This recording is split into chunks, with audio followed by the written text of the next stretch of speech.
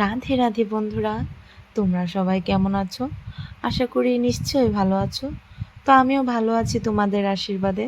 তো এখানে আমি নিয়ে চলে এসেছি আবারও একটা নতুন ব্লগ। তো দেখতে থাকো আজকের মতন এই ব্লগটা।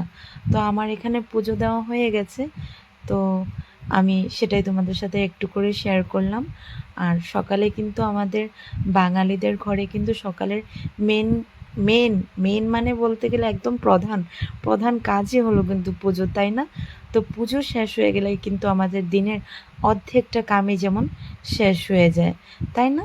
তো এদিকে আমি পুজো শেষ করে চলে আসলাম দুপুরে রান্নার জন্য।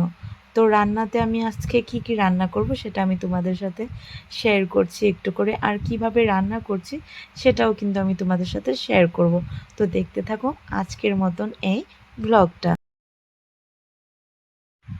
আমি রান্না করব আলু পটল দিয়ে তরকারি আর ভেন্ডি ভাজা। ডাল তো আমি রান্না করেই নিয়েছি আগে। আর করব আমি চাল কুমড়ো দিয়ে জালি ভাজা। তো আমি চাল কুমড়ো দিয়ে জালি ভাজাটা কিভাবে রান্না করি সেটা আমি তোমাদের সাথে শেয়ার করব, তোমরা দেখতে থাকো।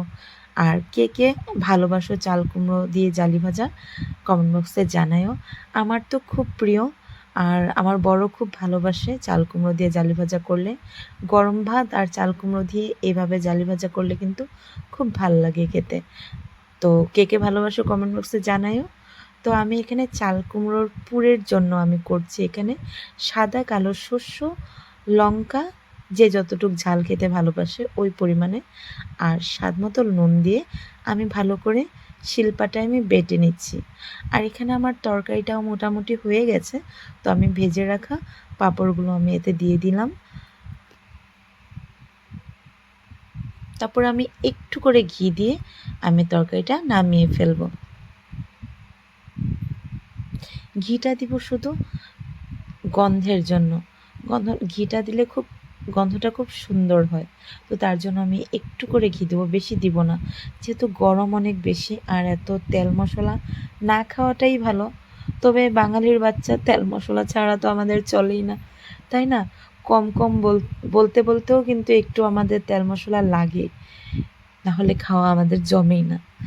তো তো এখানে আমার রান্না হয়ে গেছে তরকারিটা। তো আমি এখানে পুরটা রেডি করে নিচ্ছিলাম। তারপর এখানে আমার পুরটাও হয়ে গেছে। তো আমি এক এক করে সবগুলো এপিট উপিট করে আমি ভেজে নিয়েছিলাম, কারণ আমি half half fry half fry না, হাফ বয়েল তো আমার আগেই করা হয়ে গেছিলো, কারণ আমি তো ভাপ দিয়ে নিয়েছিলাম আগের থেকে। তো এখানে আমার রান্না শেষ হওয়ার পর আমি বাচ্চাদেরকে খেতে দিয়ে দিয়েছি। তো ওদের খাওয়া হয়ে গেছে, আর আমিও খেয়ে দিয়ে দুপুরের কাজকর্ম শেষ করে আমি একটু বিকেলবেলা বের হয়েছিলাম বাচ্চাদের সাথে একটু বাজারের জন্য, কারণ বাচ্চাদের গরমের কিছু কিছু জামা কাপড়ও কেনার ছিল, আর আমারও কিছু কিছু বাজার করার ছিল। তো তার জন্য আমরা বের হয়ে গেছিলাম। তো মামামকে আমি আগে থেকেই ওর বাবার সাথে পাঠিয়ে দিয়েছিলাম। তো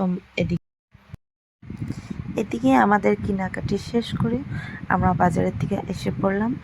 আসার পর মামা আমার জিৎ দুজন ভাই বোনে মিলে হাত পাও ধুয়ে কাপড় জামা ছেড়ে ফ্রেশ হয়ে সন্ধ্যা দিতে চলে আসলো। আর ওরা দুজন দিচ্ছিলো এখানে সন্ধ্যা, আর আমি দেখছিলাম বাইরের থেকে বসে। তো ওরা দুজন এখানে খুব সুন্দরভাবে আরতি করে সন্ধ্যা দিচ্ছিলো, কৃষ্ণ নাম নিচ্ছিল। তো দেখো কি সুন্দরভাবে দুইজনে দিচ্ছে, তাই না? তো আমি দেখছিলাম বাইরের থেকেই। তো ঠাকুর নাম নিয়ে ঠাকুর প্রণাম করলাম আমি বাইরের থেকেই। ওরা দুজনের এখানে সন্ধ্যা দেওয়া কমপ্লিট হয়ে গেল। আর আমিও আজকের মতন এই ব্লগটাকে আর বড় না করে আমি এখানেই আমার ব্লগটা আজকের মতন শেষ করলাম। তো দেখা হবে তোমাদের সাথে আবারও একটা নতুন ব্লগে। তো সাথে থাকো, পাশে থাকো, লাইক কমেন্ট শেয়ার করে দিও। আর কেমন হয়েছে সেটা কিন্তু কমেন্ট বক্সে অবশ্যই জানাও। তো রাধে রাধে সবাইকে।